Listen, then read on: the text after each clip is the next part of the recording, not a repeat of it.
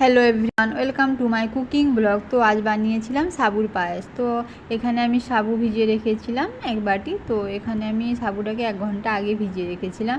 আর এদিকে দুধটা জাল দেওয়ার জন্য বসিয়ে দিয়েছি। তো এখানে আমি 250 গ্রাম দুধ নিয়েছি। আর এখানে দুধটা আমি জাল দিয়ে নেব। তারপরে যে ভিজানো সাবু ছিল ওটাকে এখন অ্যাড করে দেবো। তো আর রাধাষ্টমী ছিল, তার জন্য আমি সাবুর পায়েস বানিয়ে নিয়েছিলাম। তো এটা আমি একার মতোই বানিয়েছি। আর এখানে আমি সাবুটা অ্যাড করে দিলাম, আর দেবো 2টো এলাচ, যাতে সাবুর যে একটা গন্ধ থাকে ওটা কেটে যাবে। আর এখানে 2টো এলাচকে আমি কুটে দিয়ে দেবো।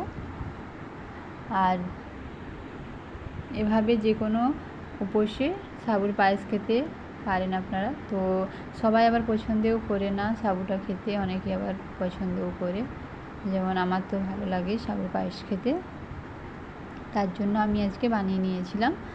আর এদিকে আমি এটাকে এখন ফোটার জন্য ছেড়ে দিলাম। তারপরে এখানে আমি কাজু বাদাম অ্যাড করলাম, আর কিশমিশ অ্যাড করিনি, আমাকে এতটা ভালো লাগে না, তার জন্য আপনারা চাইলে এখানে অন্য কিছু আবার ড্রাই ফ্রুট অ্যাড করতে পারেন। তো আমি শুধু কাজুই অ্যাড করলাম। আর এটা এখন ফুটিয়ে নেব ভালো করে।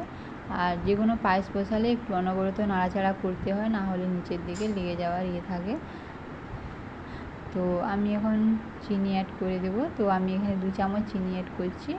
আর আপনারা যে যেমন মিষ্টি পছন্দ করেন সেই অনুযায়ী চিনিটা অ্যাড করবেন।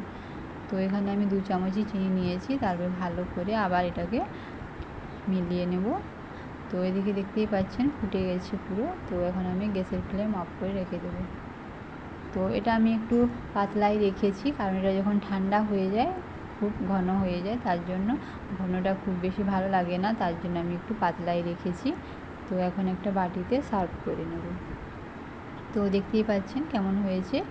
আর এভাবে যে কোনো উপসে ফার্স্ট এড করলে এটা খেতে পারেন বানিয়ে। তো এটা দেখতে যেমন সুন্দর, খেতেও খুব সুন্দর লাগে। তো এখন আমি একটা বাটিতে ঢেলে নিলাম। তো দেখতেই পাচ্ছেন এটা খুব পাতলা আছে। তো এটা মানে যখন ঠান্ডা হয়ে যাবে ঘন হয়ে যাবে। আর সাবুর পায়েস খেতে কে কে ভালোবাসেন অবশ্যই কমেন্ট করে জানাবেন। আর আমার ভিডিও ভালো লাগলে অবশ্যই চ্যানেলটিকে সাবস্ক্রাইব করে পাশে থাকবেন, লাইক কমেন্ট শেয়ার করবেন। তো দেখতেই পাচ্ছেন খুব সুন্দর লাগছে, পুরো দানা দানা সাবুটাই দেখা যাচ্ছে, খুব সুন্দর লাগে দেখতে সাবু ঘাঁটা বা সাবুর পায়েস, যে যা বলে থাকেন না কেন। তো সবাই ভালো থাকবেন, সুস্থ থাকবেন। তো দেখা হবে পরের একটি ভিডিওতে। Ta-ta, by.